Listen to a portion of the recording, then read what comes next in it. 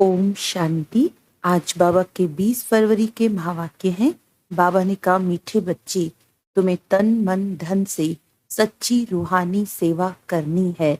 रूहानी सेवा से ही भारत गोल्डन एज बन जाएगा।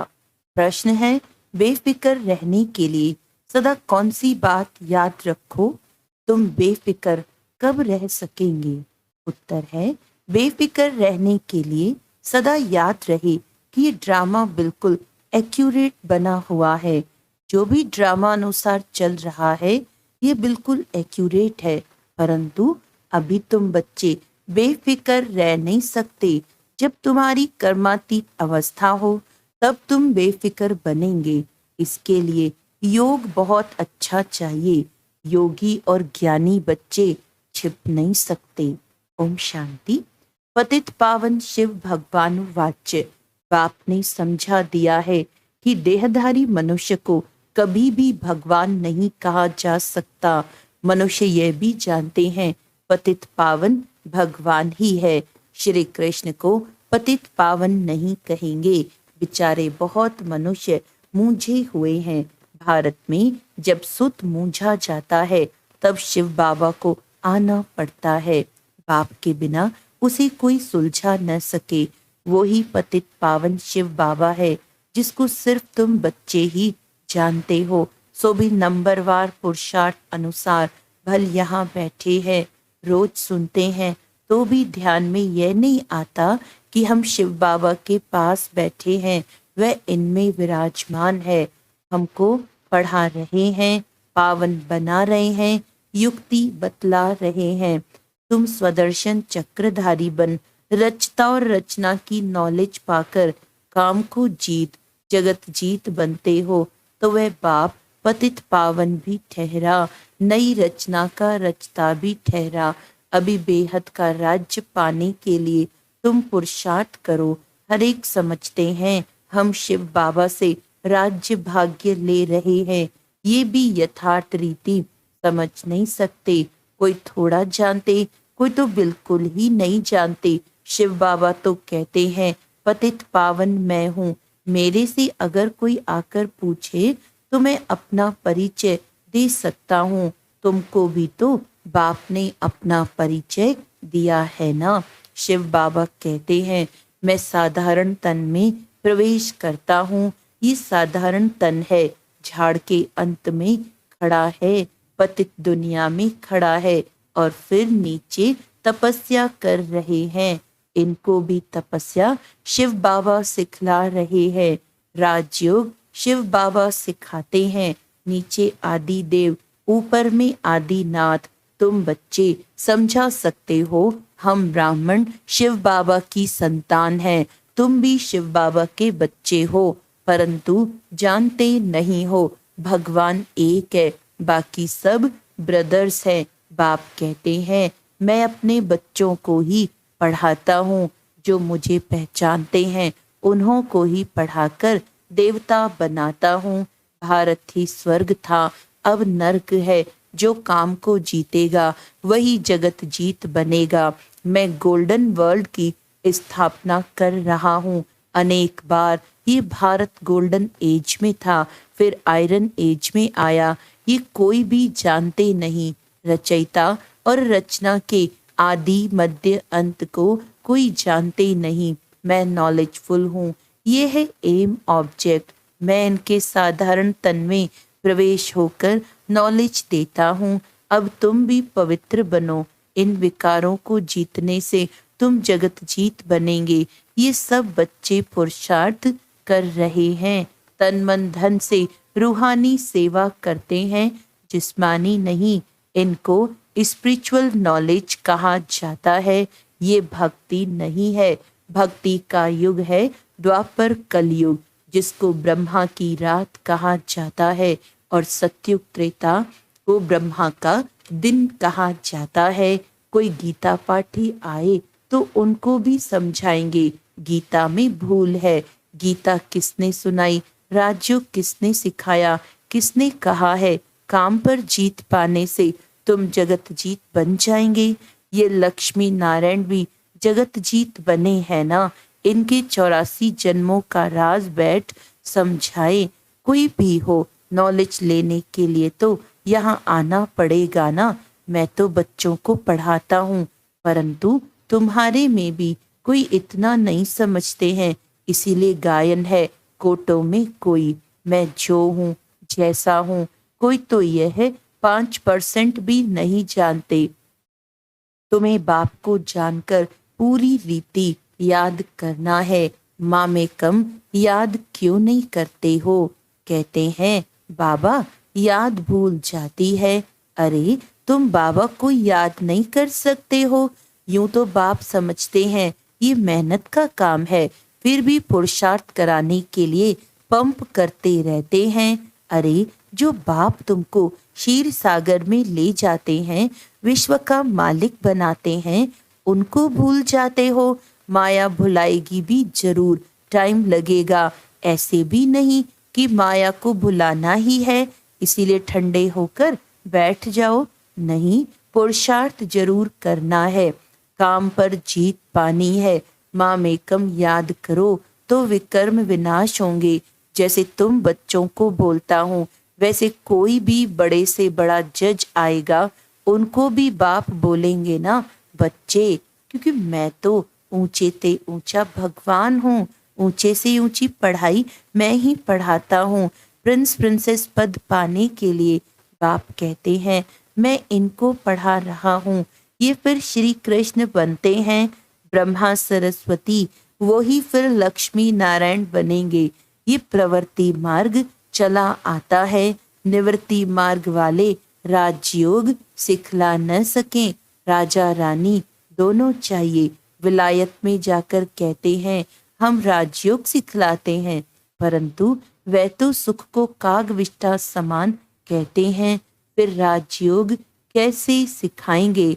तो बच्चों को उछल आनी चाहिए, परंतु बच्चे अजुन छोटे हैं, बालिग नहीं बने हैं।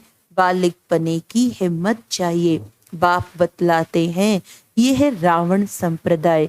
तुम पुकारते हो पतित पावन आओ, तो ये पतित दुनिया है या पावन दुनिया है? तुम समझते हो ना हम नरकवासी हैं। क्या ये दैवी संप्रदाय है? राम राज्य है, तुम रावण राज्य के नहीं हो। अब रावण राज्य में सबकी आसुरी बुद्धि है। अब आसुरी बुद्धि को दैवी बुद्धि बनाने वाला कौन? ऐसे 4-5 प्रश्न पूछो तो मनुष्य सोच में पड़ जाए। तुम बच्चों का काम है बाप का परिचय देना। झाड़ तो धीरे धीरे बढ़ता है, फिर बहुत वृद्धि को पाएंगे। माया भी चक्री लगाकर एकदम गिरा देती है। बॉक्सिंग में भी बहुत मरते हैं, इसमें भी बहुत मर जाते हैं। विकार में गया और मरा, फिर नए सिर पुरुषार्थ करना पड़े। विकार एकदम मार डालता है। जो कुछ जंक निकाल पतित से पावन बना, वह की कमाई चट हो जाती है। फिर नए सिर मेहनत करनी पड़े। ऐसे नहीं, उनको अलाउ नहीं करना है, नहीं, उनको समझाना है। जो कुछ याद की यात्रा की पढ़ा वह सब खलास हो गया, एकदम नीचे गिर पड़ते हैं। फिर भी घड़ी घड़ी अगर गिरते रहेंगे तो कहेंगे गेट आउट। 1-2 बारी आजमाया जाएगा, 2 बारी माफी मिली, फिर केस होपलेस हो जाता है। फिर आएगा भी, लेकिन एकदम डर्टी क्लास में। भेंट में तो ऐसे कहेंगे ना, जो बिल्कुल कम पद पाते हैं उनको कहेंगे डर्टी क्लास। दास दासियां, चंडाल, प्रजा के भी नौकर चाकर सब बनते हैं ना। बाप तो जानते हैं मैं इन्हों को पढ़ा रहा हूँ, हर 5000 वर्ष के बाद पढ़ाता हूँ। वह लोग लाखों वर्ष कह देते हैं, आगे चलकर यह भी कहने लग पड़ेंगे कि बरोबर 5000 वर्ष की बात है, वही महाभारी लड़ाई है। परंतु याद की यात्रा में रह ना सके, दिन प्रतिदिन टू लेट होते जाएंगे। गाया भी जाता है, बहुत गई थोड़ी रही। ये सब इस समय की बातें हैं, बाकी थोड़ा समय है पावन बनने में। लड़ाई सामने खड़ी है, अपने दिल से पूछना है। हम याद की यात्रा पर हैं। जब कोई नया आता है तो बच्चों को फॉर्म जरूर भराना है। जब फॉर्म भरें तब उनको समझाया जाए। अगर किसको समझाना ही नहीं है तो फॉर्म ही क्या भरेगा। ऐसे तो ढेर आते हैं। बोलो, बाप को पुकारते हो, पतित पावन आओ, तो जरूर ये पतित दुनिया है। तब तो कहते हैं कि आकर पावन बनाओ। फिर कोई बनते हैं, कोई नहीं बनते हैं। बाबा के पास पत्र तो ढेर आते हैं। सब लिखते हैं शिव बाबा केयर ऑफ ब्रह्मा। शिव बाबा भी कहते हैं मैं साधारण तन में प्रवेश करता हूँ। इनको 84 जन्मों की कहानी सुनाता हूँ और कोई भी मनुष्य रचता और रचना के आदि मध्य अंत को नहीं जानते हैं। अब बाप ने ही तुमको बताया है। ये चित्र आदि भी बाबा ने दिव्य दृष्टि देकर सब बनवाए हैं। बाबा तुम आत्माओं को ही पढ़ाते हैं। आत्माएं झट अशरीरी हो जाती हैं। इस शरीर से अपने को अलग समझना है।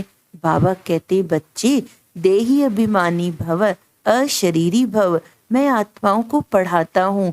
ये मेला है आत्माओं और परमात्मा का। इसे संगम का मेला कहा जाता है। बाकी कोई पानी की गंगा पावन नहीं बनाती है। साधु संत ऋषि मुनि आदि सब जाते हैं स्नान करने। अब गंगा पतित पावनी हो कैसे सकती। भगवानुवाच्य है ना, काम महाशत्रु है। इस पर जीत पाने से तुम जगत जीत बन जाएंगे। गंगा व सागर तो नहीं कहते, ये तो ज्ञान सागर बाप समझाते हैं। इन पर जीत पाने के लिए माँ में कम याद करो तो तुम पावन बन जाएंगे। दैवी गुण धारण करो, किसको दुख मत दो।